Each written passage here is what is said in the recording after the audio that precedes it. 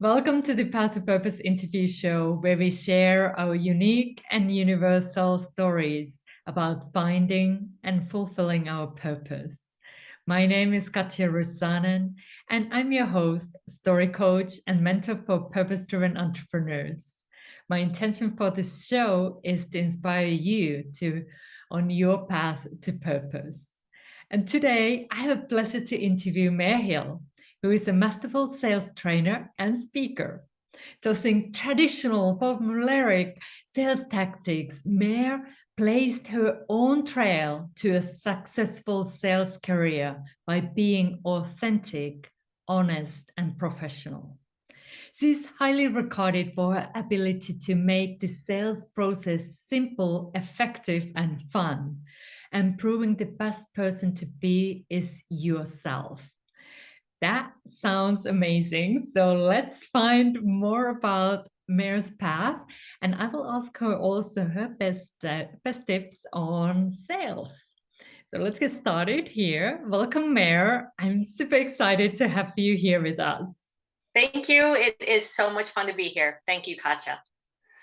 And as you shared a little bit of your journey on the bio, I'm wondering, was there a special event that led you to this path?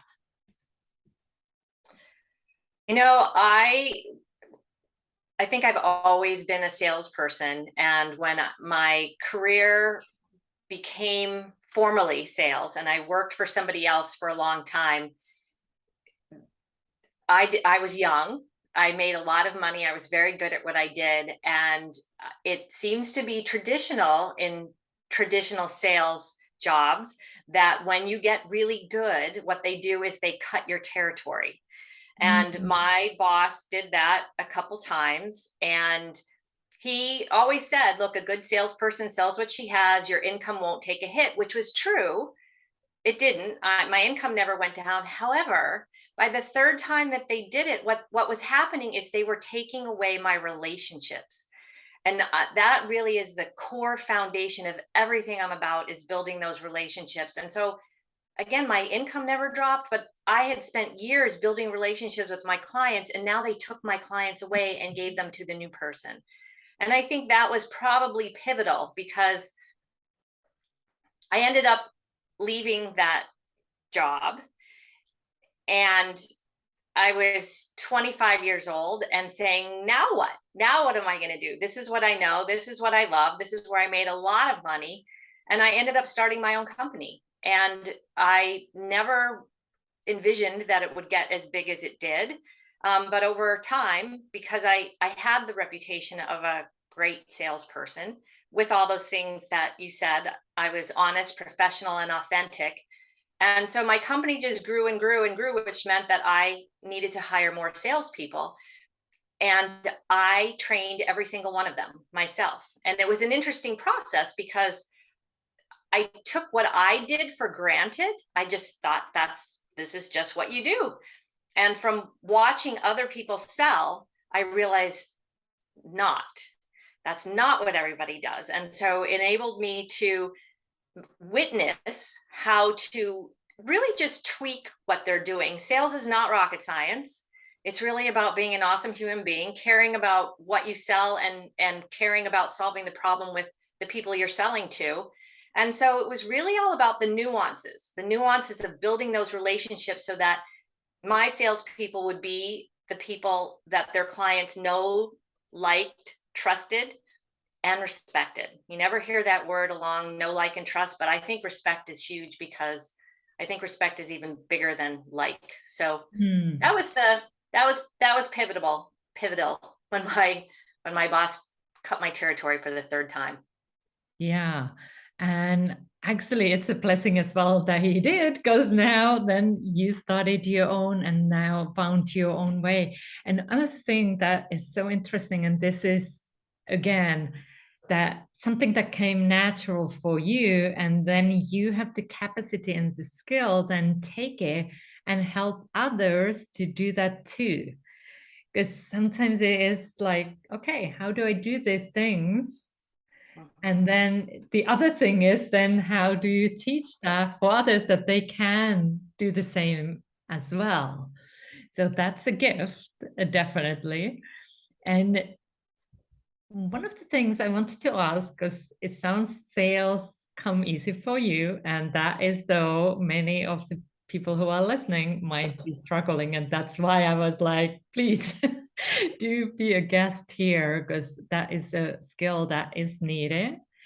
But what has been one of the biggest lessons, and I know you hinted that a little bit when you shared, but what has been the biggest lesson that you have learned through working on sales? Well, first of all, I keep it simple. That's really important. And I keep it simple. I keep it professional. Even at times, like I sold to stores in the gift industry. So from the local mom and pop to chain stores, but sometimes I would be sitting on the floor in somebody's back room. And it didn't mean that just because I was sitting on the floor in somebody's back room that I wasn't professional. I Mm. do what I say I'm going to do. I am honest. I treat people with respect. I expect to be treated with respect. And I think what I've noticed over the years, I think where people get so hung up on sales and so they avoid it is because they want to short circuit the process, that process of building an authentic, genuine relationship with their buyer, with their customer, with their client. And so they are caught up in the how do I call somebody and say, "Hi, client, how are you? What are you doing today? What do you need? Buy my stuff." Yeah. And and that is so uncomfortable. And so what I was talking to a friend this morning and she said, "I need coaching." And she knew enough not to call her past clients who she hasn't spoken to in years and say, "Hi, this is Joan, buy my stuff." And I said, "Then why are you calling?" And so Mm. that's really when you decide why you're calling, like, are you really calling somebody to say, "Buy my stuff," or are you calling for another reason? And she told me that the reason she's calling is to reconnect. So that makes it so much less intimidating and so much more authentic and so much more natural to just call somebody with the purpose of reconnecting. And that's when you have that connection, that begins the process of building a relationship. And at some point, sales just become inevitable because people will turn to you and say, "Well, what are you selling? What do you have? What do you have that I might need? Do you have this? Because I would rather buy it from you than from someone else." Yeah. And that's been my sales experience. And that's where I took all of my salespeople when I trained them. That's where we got to. My salespeople built loyal followings, and we were multi-line reps, which means that we sold multiple product lines, but we sold generic things, books, candles, personal care. So whether you bought my candles or somebody else's, it really came down to me. They were buying me, Mm. right? So they called me and said, "Do you have candles? We want to buy them from you." And that's the position I helped all of my reps get into. Yeah, that's the power of having that relationship. And I love what you shared because I get that like the very awkwardness, like, oh, I need to make this call and I just want to ask them for a sale. And that is missing the relationship and the purpose as well, like connection. And I So, think you take the fun out. When all you're doing is trying to grind through and make a sale and a sale and a sale and a sale, you're missing the richness of what your whole purpose is, because your mm, purpose really is to help another person. And when you can embody that, all the rest of the pieces just naturally fall into place, and you get into a rhythm where you understand that you're here to help somebody, and that's what oozes from your pores, and they can feel that. They can feel your authenticity, that you really want to help, and they're more drawn to work with you because they know you want to help them as opposed to just sell them something. mm. Very big difference. It is. And just want to check in. We touched this already, but is there any other reasons, in your opinion, why entrepreneurs struggle so much with sales? And especially when it comes to spiritual entrepreneurs, I feel like there is even more struggle, if possible, when it comes to sales. another huge thing is, as an entrepreneur, as a spiritual entrepreneur, as somebody who wants to help somebody, truly what we want is to help everybody, Mm. because we know that what we have will benefit everybody. And while that may be true, it makes the whole process a lot harder, because when you think about it, and you're making that connection and you're having that conversation with somebody, the conversation you have with a 70-year-old man is going to be very different than the conversation you're going to have with a 25-year-old woman, or a young mom, or a widow, or somebody who's sick. And when you allow yourself to really hone in on that target market, I mean, that's the term. It's target market. Who, if you, and the one way to do it is you think about who your best customer is. Yeah, Who is your best customer and why are they best customer? And you think about why you like working with that person, and you can formulate your language around talking to that one person. And so if you're talking to that one person and your customer happens to be a 50-year-old mom who's an empty nester, then that's the language that you have. It doesn't mean that that 25-year-old young woman isn't going to be drawn to you and isn't going to find you somehow, but it's easier to have the conversation when you know who you're talking to, totally. because when you're specific like that, people hear you, they understand that you understand them because you're using their language. Whereas when you keep it general because you're out to help every single person, the people that you're talking to just really, they don't hear you, and they don't see your value in your ability to help them because you're talking to everybody. Yeah, totally. I so agree on that. And if you are struggling with this choosing it, just think about who you would like to help first. It doesn't mean that you won't help anybody else ever again. It's just choosing, making those choices. And maybe it's a start now choice, and then you can see how things go and how you like working with these people, but just start calling one group. It just makes things so much easier. So and just and you evolve over time, right? When I was a mom with young kids, that's who I was naturally drawn to, because I totally understood sleepless nights and trying to juggle the schedules of three different kids, and how they're all so different, and on and on and on. And now over time, now I'm an empty nester, so I can resonate. It doesn't mean I still can't have a conversation if I chose yes. to talk to young moms. But as I evolve, I hang out more with empty nesters, so they're more my audience, right? And so now I'm able to speak their language. And obviously, the more experience you get, the more different conversations you are capable of having. It doesn't mean that you ought to be having all those conversations all the time. You need, like Katja just said, is your get started choice. It doesn't mean that you're going to pick this group and it's going to be the right choice, but you can always change too. That's the beauty of it. Nothing's set in stone. You can always pivot. Yes, totally.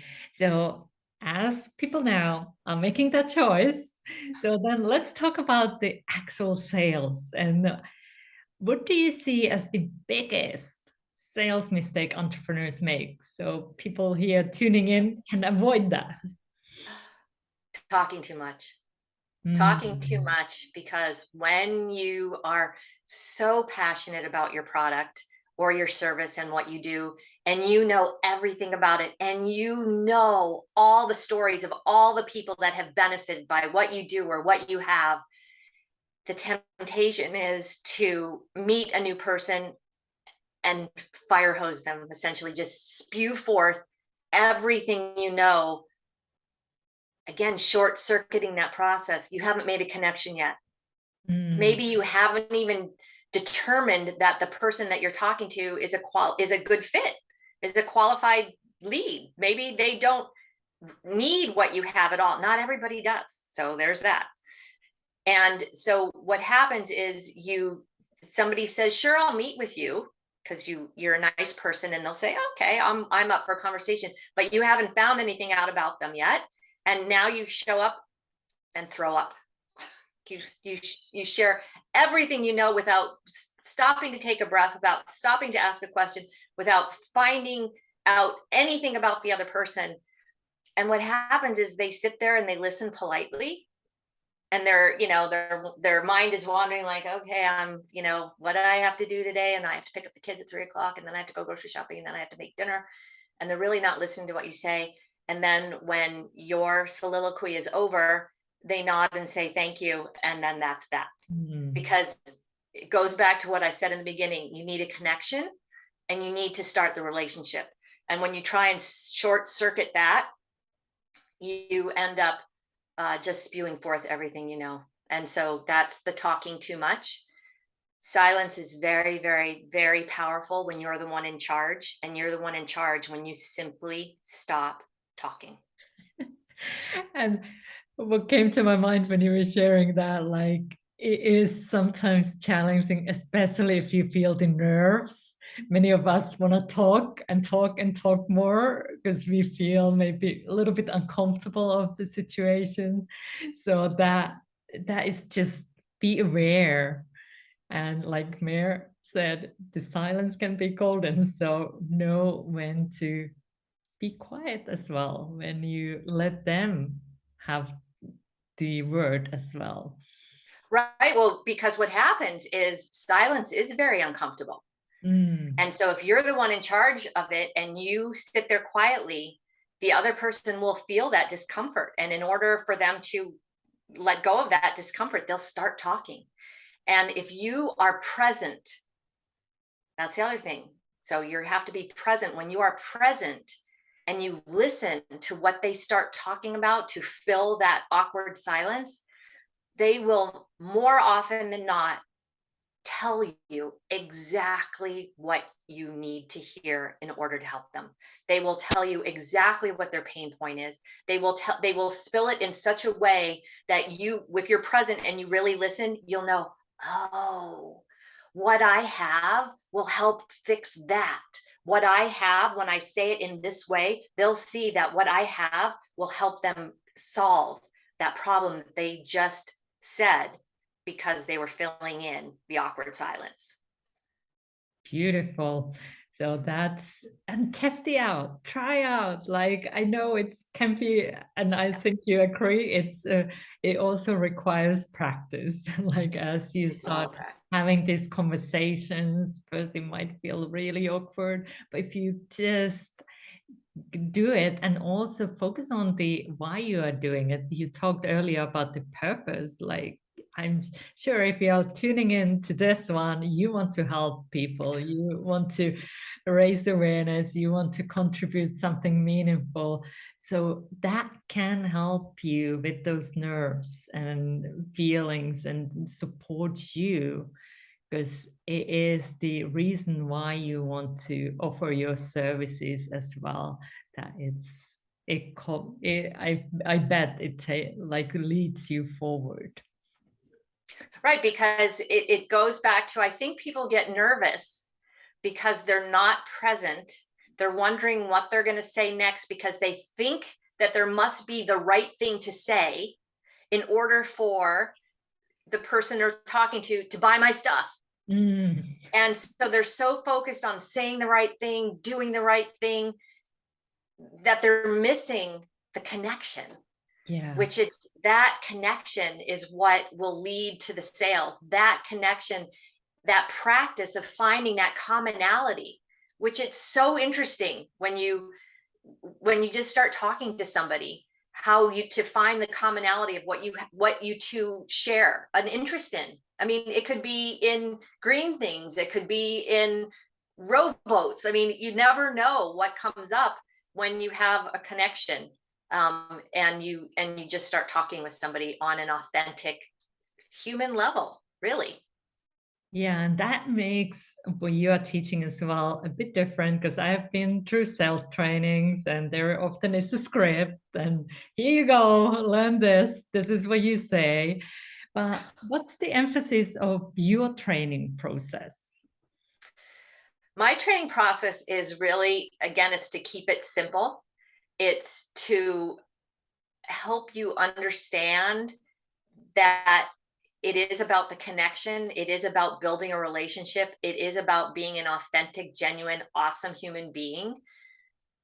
I mean, I train in, I have an online training. It's live group sales training. And like this month, the theme is effective communication. And in terms of that effective communication, one of the skills you need is listening. It's being present. I'm not giving people a script to help them do things.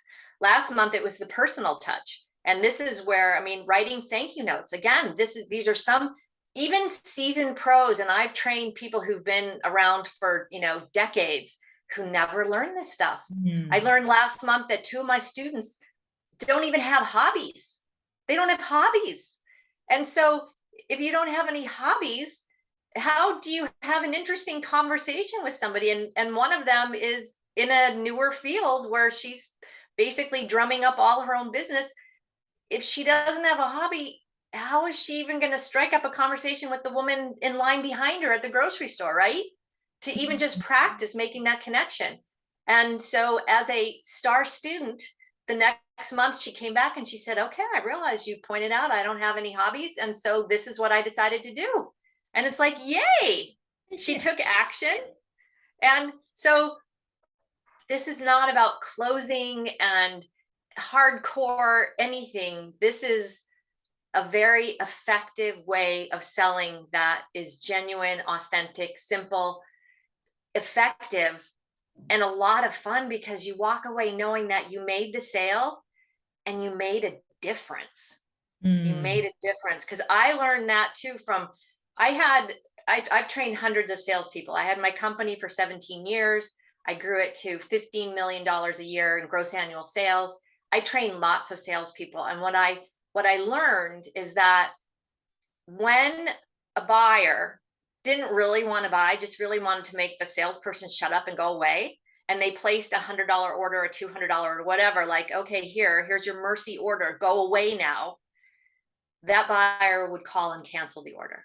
And that's how I knew that the salesman needed some attention, because they were not doing things authentically or effectively, because here the orders were getting canceled. Yeah. Right. So that was a big tell. And it really, those are the differences. Again, those are the nuances. This is the sales acumen. This is not the technical sales that says you do this and you ask this type of question in the first 5 minutes and this type of question in the next 5 minutes, and then you do a trial close and then you swoop in and have them sign on the dotted line. It's much more nuanced than that. And I think I know what happens with my students is they end up loving their jobs again, which was a really interesting side effect from having taught my course so many times last year. Is that was the feedback I kept getting, is they either said, well, now I don't have a job any longer, I have a career, or there's a pep in my step because I love what I'm doing again. Wow. So that's very, very rewarding for me. That is, and that is so wonderful to hear as well, the impact you are making in the world and supporting so many with the sales. And besides contacting you, which I highly, highly, highly recommend, what is one thing people can do to get better in sales if they are tuning in here? That's one thing. One thing is I'm going to give you two. I'm going to give you two. One is to call your client, your friend, your mom, and practice this by calling them and saying, what one thing can I do to support you today? That's it. There's no agenda. That's all you're calling. People will be shocked, honestly. But there is a follow-up to that. And this is so basic. Do what you say you're going to do. And it's 7 simple words. And I'm amazed at how many times I'll say that just in a group, that people will say duh for one, But then they'll think about it and they'll say, oh, you're right. I don't always do that. I told Judy that I would call her on Friday. And oh, I didn't call Judy on Friday. And or oh, I said I'd send that something. So if you're going to call somebody and say, what one thing can I do to support you today? You need to do it. Right? Don't ask. That's the power of do what you say you're going to do. If you're not going to do it, don't say it. It really is that simple. It really is that simple. That is, and thank you for sharing. It's simple, but it's super powerful. So I just love that. So if you promise something, do it. Follow up. And you have definitely given us a lot to think about today. And I know you've put together a special gift for my community to take what we have been talking about here today and go deeper with you. So can you share a little bit more about your gift? So the gift is the ultimate pre-sales call checklist. And this is really 10 different steps. You can do one step or all 10 steps that helps prepare you really for any sort of meeting, whether you're meeting your son's teacher at school, whether you're getting on a Zoom call, whether you're having a discovery call with a prospective client, whether you're having a sales call with a client. These are just things that you can do to help get you in the great frame of mind. So when you show up, you are on your game. You are people just are drawn to your energy because they just love to be in your orbit. And so that's the ultimate pre-sales call checklist is waiting for you to dive into and just start practicing some of the items on there. Perfect. And I will drop the link to the show notes below. So check it out here, there, and click it and get the checklist because it is golden. So thank you so much for sharing it. And we are wrapping up here. So do you have a special message that you would like to share as we end here? You know, my mission really is salespeople have gotten such a bad rap, and the word itself just like makes people's heart race. And I guess my mission really is to up level that industry. My mission is to help change the reputation that salespeople have, because really at our core, we simply want to help others. And the most successful people are the ones that helped the most people. And so that would be my message, is to just practice being an awesome human being, make that connection, and you'll see sales just become inevitable. You don't have to be afraid of it anymore, and you don't have to avoid it. Certainly you don't have to avoid it. Beautiful. So thank you so much, Mair, for your time today and all the work that you do in the world.